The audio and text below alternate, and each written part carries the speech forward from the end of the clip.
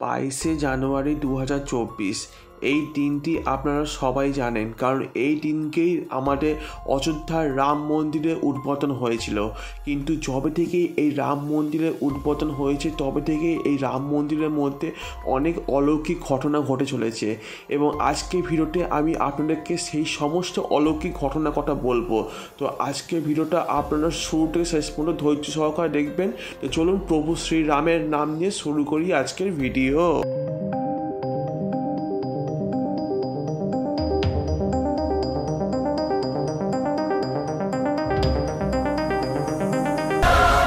যবে থেকেই আমাদের রাম মন্দিরে উদ্বোধন হয়েছে এবং আমাদের রামলালার প্রাণ প্রতিষ্ঠা হয়েছে তবে থেকেই রাম মন্দিরের আশেপাশে এমন ঘটনা ঘটছে যেটা আপনারা শুনলে অবাক হয়ে যাবেন, এবং এই ঘটনা অযোধ্যার লোকেরা দেখার পর তারাও খুব ভাবুক হয়ে পড়েছেন, কারণ এরকম ঘটনা প্রত্যেক দিনই ঘটে চলেছে।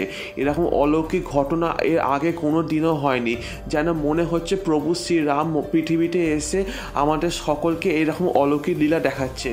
কারণ আজকের ভিডিওটা আমি আপনাদেরকে বলবো যে রাম মন্দিরে রামলালার প্রাণ প্রতিষ্ঠা হওয়ার পর আশেপাশে কী কী অলৌকিক ঘটনা ঘটে চলেছে। তো চলুন জেনে নিই এক এক করে সেই ঘটনাগুলো কথা। রাম মন্দিরে উদ্বোধন হওয়ার পর থেকে রাম মন্দিরের আশেপাশে হাজার হাজার শকুনকে একসাথে দেখা যাচ্ছে। এইটা দেখে অযোধ্যার লোকেরা খুবই অবাক হয়ে গেছে, কিন্তু ভাববার বিষয় যে এত শকুন এলো কী করে, কারণ শকুন বর্তমানে প্রায় বিলুপ্ত পথে। আর তাছাড়া এত শকুন, হাজার হাজার শকুন একসাথে রাম মন্দিরের আশেপাশে ঘুরছে কেন? শকুন তো ভাগাড়ের মধ্যে থাকে, তাহলে রাম মন্দিরের আশেপাশে ঘুরছে কেন? কিছু অযোধ্যাবাসীর মতবাদ অনুযায়ী তাদের মতে রামায়ণের সময়তে জটায়ু পাখি কটা উল্লেখ ছিল।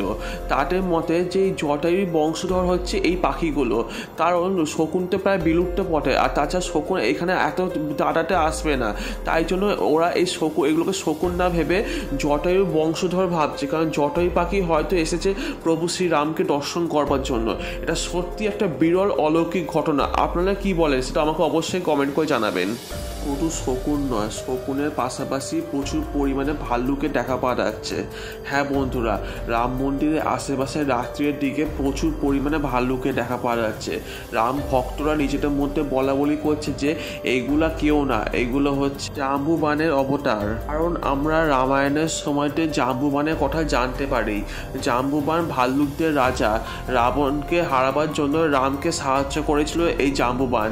তাই এত পরিমাণ ভাল্লুকদেরকে জাম্বুবানের অবতার হিসেবে ধরা হচ্ছে, কারণ তারা রামলালার প্রাণ প্রতিষ্ঠা দেখার পর মুগ্ধ হয়ে গেছেন। তাই এত পরিমাণে রাম মন্দিরের আশেপাশে ভাল্লুকের দর্শন পাওয়া যাচ্ছে।